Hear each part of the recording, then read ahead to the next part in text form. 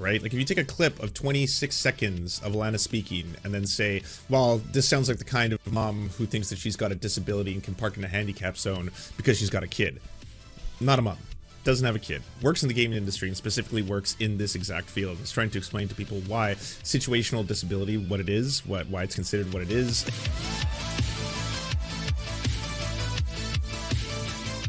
So, Alanah, friend of the show, made a video on Elden Ring. If you don't know about Elden Ring, it's a video game. It's notoriously very, very difficult. There's a DLC that just came out.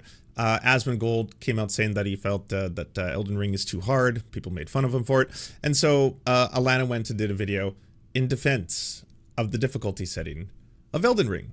Being like, it's a good thing, actually, that there are options for people who want to play video games that are exceedingly difficult and then want to challenge themselves and then boast about their successes, post it online, form community, have a sense of accomplishment from it. If any of you are familiar with the speed running category in video games, it is sometimes just an absolute delight to watch, to see people who have become so specifically talented at such a random ass thing that you can like beat Super Mario 2 in under 22 minutes or something without any cheats or codes or anything. And like when you watch them, they're capable of running through levels so fast that like if anything goes wrong, they fucked up the whole run, start to finish. You got to be able to do it flawlessly, but you have to know that if you jump off this thing and you land on that thing and then you bounce off this and then throw that shell that bounces that off that, you beat like 0.02 seconds off your old time, and that's enough to be able to keep going for that high score. So it's enthralling to watch people do that. Same thing with really, really hard video games. And I personally find video games like Dark Souls,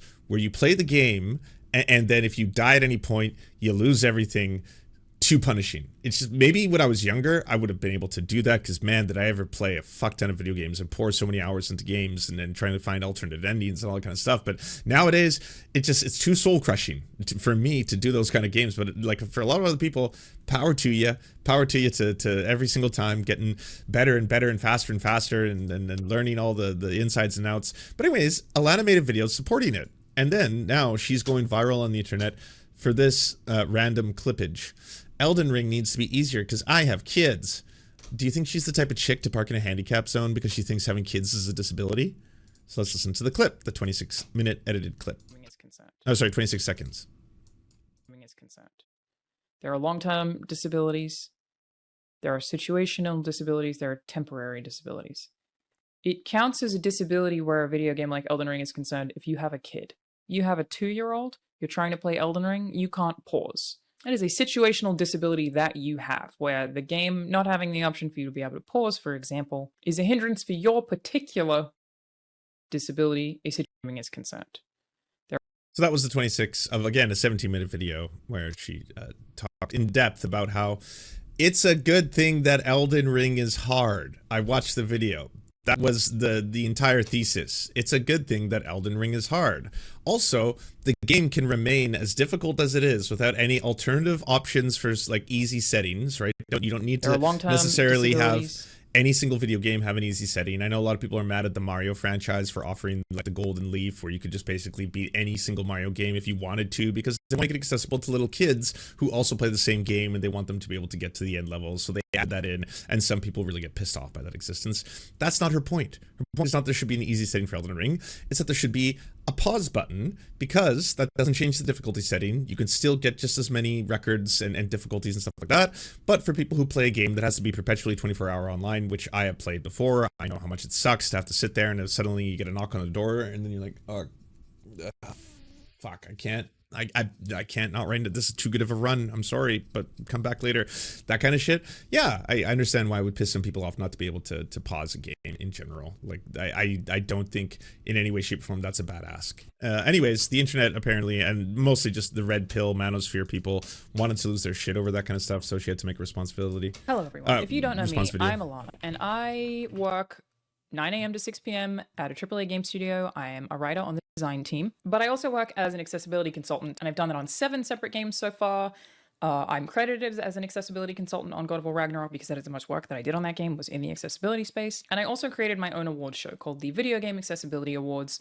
We've run that for 2 years. I took a break last year because God of War Ragnarok came out, and it would be very weird to have an award show the same year as the game that you worked on accessibility, even though I don't vote on it. It's voted on by a full panel of disabled gamers. But it's a thing that I care. No, she's not at all. She's actually LGBTQ+. She's got a coming out video if you want to watch it on her IRL stream. That wasn't her account that was read. That was the chud who was trying to call her out for accessibility. A lot about and know a lot about more than most people, though there are certainly people who like full-time do accessibility in the space who would know way more than I do. But earlier in the week, I made a video that I called Elden Ring is too hard in quotations. And majority of that video, I think it's like the first 8 minutes, I'm just basically talking about the negative reviews that Elden Ring has gotten for being too hard and saying that I disagree with them. Majority of that video is me saying, no, I think that you should get good. Like I did literally say get good in it. The second part of that video, I wanted to talk about something that I'm just going to give with more detail now about accessibility design and why when people talk about being against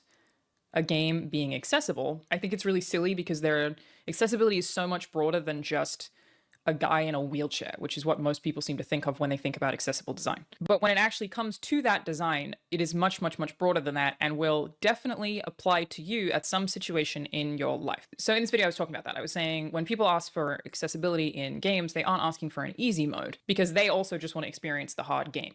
They're not trying to get it to just be easier. And I was saying, you know, accessibility design is so much bigger than people think it is. An example I used, and to be clear, I wasn't even advocating for this.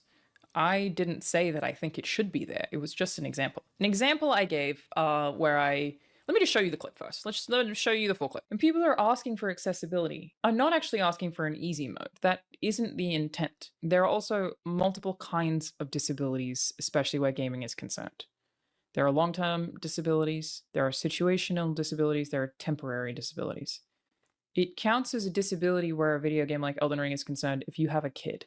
You have a 2-year-old, you're trying to play Elden Ring, you can't pause. It is a situational disability that you have, where the game not having the option for you to be able to pause, for example, is a hindrance for your particular disability, a situational disability. You may need to pause to stop your kid from putting a fork into a socket. So I basically explained 3 pillars of disability as it pertains to design. I did not invent this term. This term has been around for a long time. Oh yeah, I know, nothing controversial whatsoever, but the whole thing got blown up on the internet into one of those kind of like, she wants the game to be easier, blah, blah, blah, get better, blah, blah, blah. She thinks it's too hard, you know, and like you saw the way that was worded. First off, she doesn't even have a kid, by the way. Like the way that, like, you know, hate tweet was phrased was like, do you think she's the kind of mother who like parks in a handicap spot because she thinks having a kid is a disability or something like that?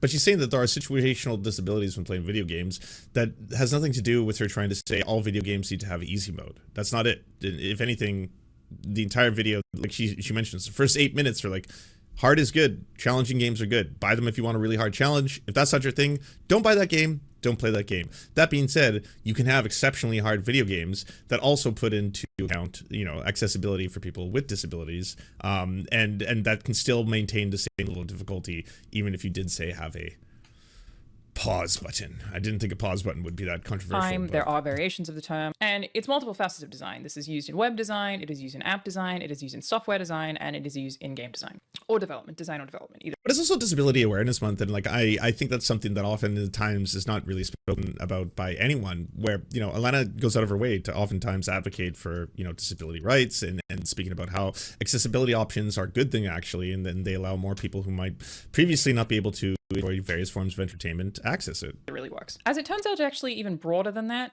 I've learned this week from people contacting me about it that situational disability is also considered in like commercial buildings. Apparently it's not even just app development. It is much bigger than that. And there are 3 pillars of design. There is permanent, which is the thing that I think most people think of when they think of the word disabled. Person who has one arm, somebody who is blind. Let me pull this up, literally just give you a direct example. This is from Microsoft Design Toolkit, and I'm sourcing them because they are the company that most of you will know the name of or be familiar with, but you can find examples of this all over the place in this space. So we have permanent on this side, which is, for example, someone has a permanent disability, someone with one arm, someone who is blind, someone who's deaf, or someone who is nonverbal. Then there are temporary disabilities, which is like if you broke your arm, you broke your wrist, you have an ear infection. Then there are situational disabilities. This is example that's used here as new parent, a driver who is distracted, a bartender. I can explain the bartender one because people are confused about that as well, and a heavy accent. People are also reacting to the heavy accent one. So let me explain what the situational disabilities mean here.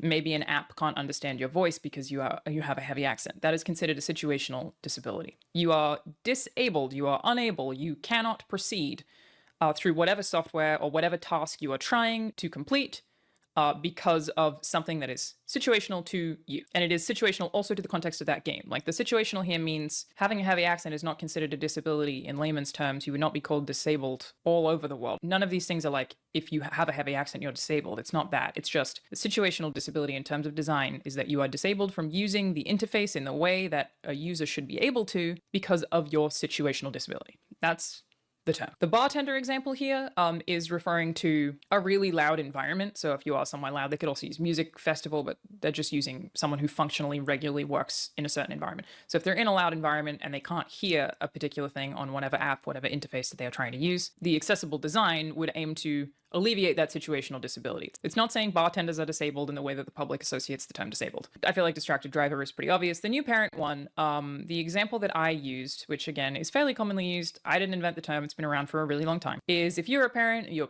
trying to play a game like Elden Ring and you are halfway through your boss fight and your kid runs across the floor and does something dangerous, you have to drop the controller and go and get them. That would be considered a situational disability in that situation you are unable to complete the task that you are trying to complete because of something that happened to you situationally. You have been disabled from completing the task. The way this pertains to accessibility isn't to say that all games, all apps, all processes need to alleviate all of these things. That's not the intent either. Like, it's just a way in which accessible design is much broader than people think it is, in the ways that it can help a lot more people than people think it can. And it's also definitely a reality in accessibility where it is basically impossible, I would argue, to fulfill every accessibility need on the planet. That is very, very, very difficult to do. There are so many of them. The situational ones are so numerous. But it's just a means of looking at design that would allow the... Honestly, you won't beat most bosses first try. I know I didn't. I think I got to like the 4th boss on Dark Souls before I was just like, I was too demoralized. But like people are saying, there's people who have like, you can look it up on YouTube.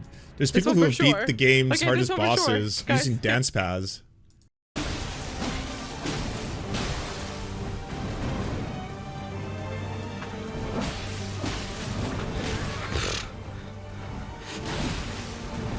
I can't let her hit me.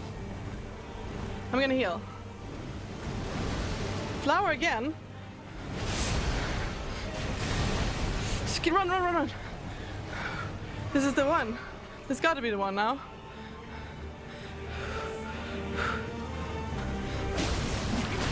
Stop it.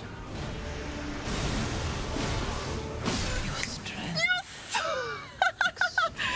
Oh my god. No way! Oh my god! Oh, seriously? Guys, I can! Oh my god! Yeah. The last try too! Women rock. People who are doing the accessibility design to think about it as broadly as possible, think of as many situations as possible in which somebody is disabled from completing the task. If you're not aware, Millennia heals every time she hits you. Oh, that makes it infinitely more difficult then.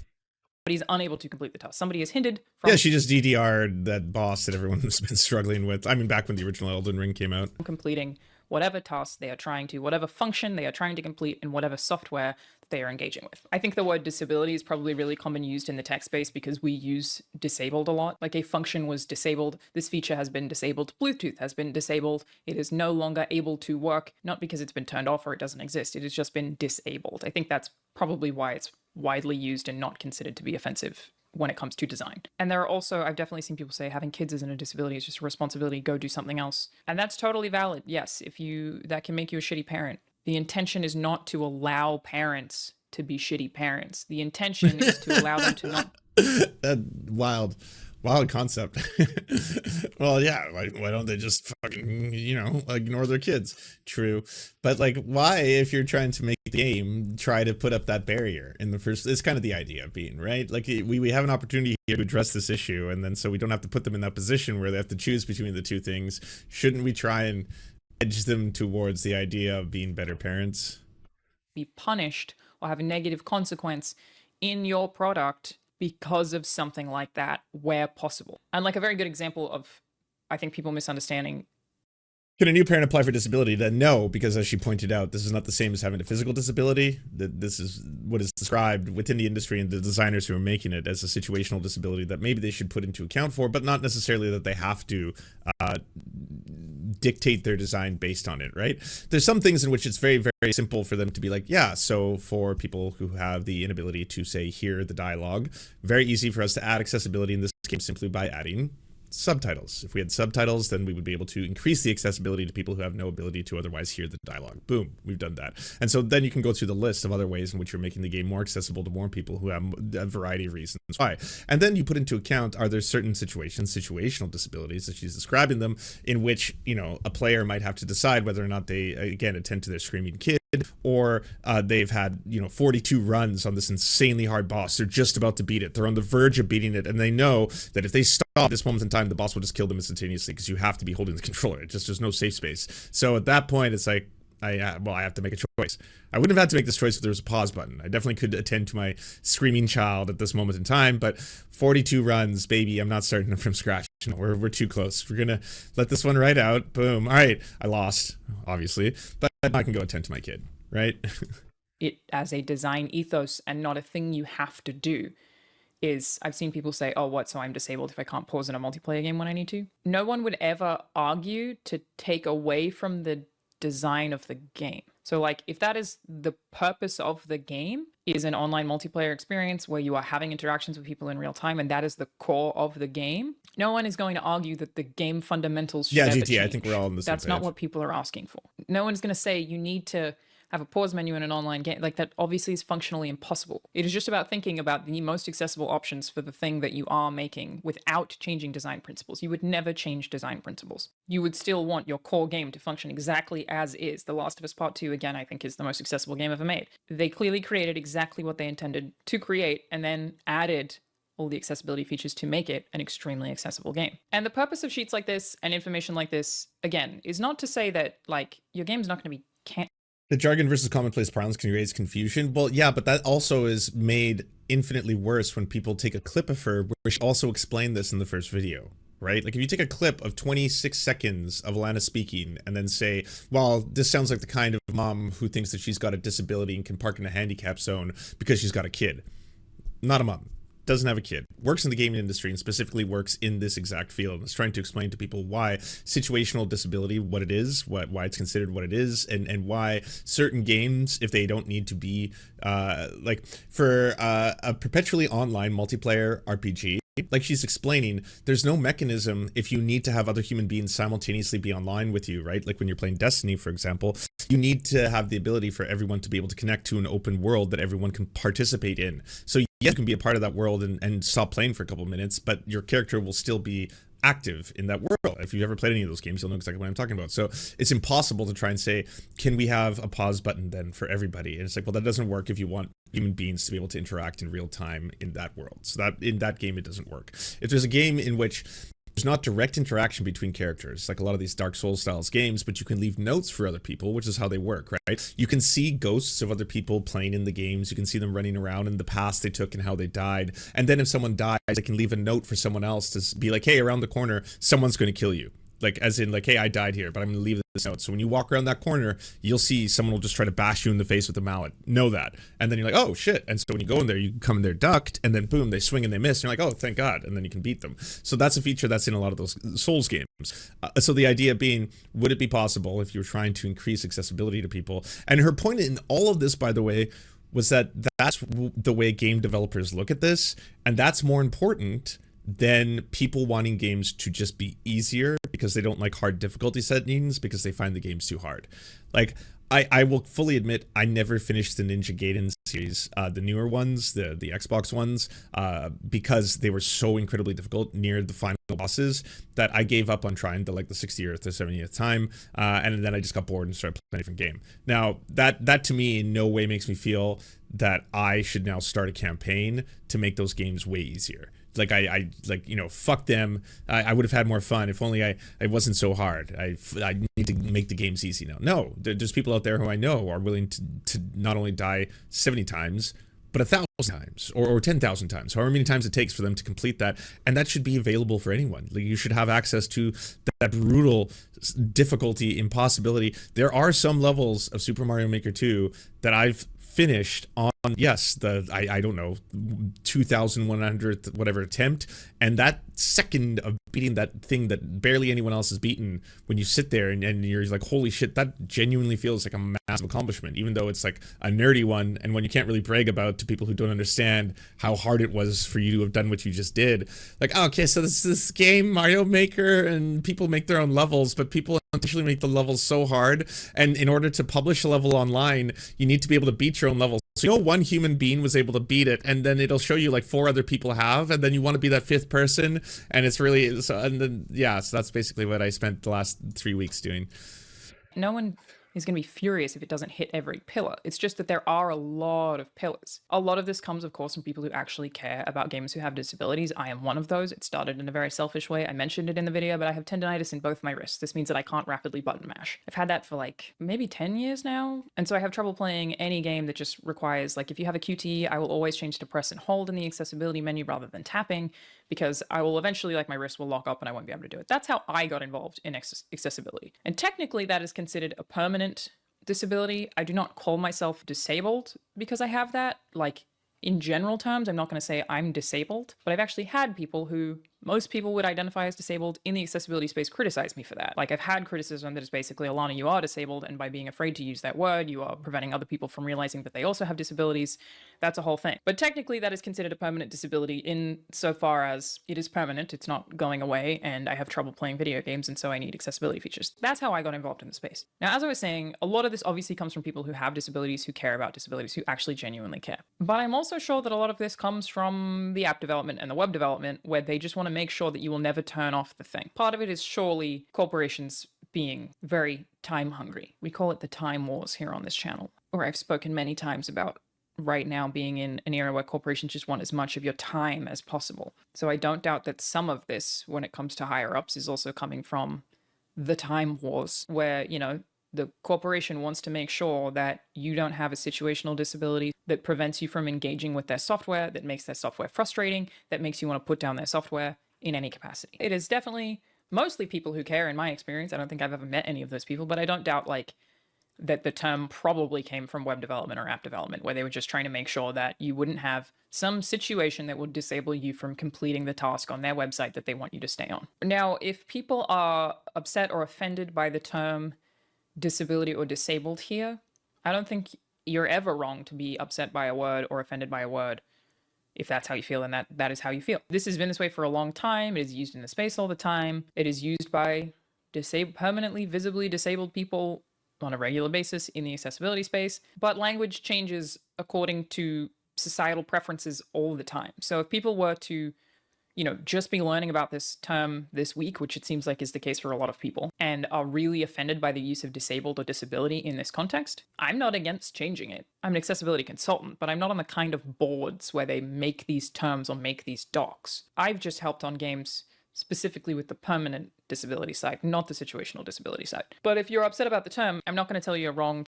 I also respect expertise, but not all experts are the same. Take Jordan Peterson, who was an accredited psychologist and professor. True. Yeah, not great. If you liked this, you should go support Alanah and her channel. Here's the link. She makes really good videos on video games from someone who works in the industry and knows a lot about it and does a lot of really good work in the video game industry. Thank you so much for watching, everybody. We first want to give a shout out to everyone who makes this show possible. This program is produced thanks to the generous support of our Patreon supporters: Anna Loves Riley, Arian McCarthy, Cheryl Alvarez, Comrade Junkie, Doug Caddy, Everything Important, Hagbar Celine, Jimmy Sombrero, Multimondi, Omni, Peanut Butter Blondie, Political Poppy, Preston Kroll, Quiet 185, Richard Bomey, Riley and Anna, Roller Dragon, Ruby, Cernicus, Stellar Gwyn, Sebastian Demmel, Travis McClinton, and Words Greenwood, as well as every other person you see on the screen right now. This show would not be possible without them. And if you want to join these wonderful people who make this entire program possible, simply go to patreon.com/the Serfs and you can unlock uncensored and bonus episodes and, help us exist.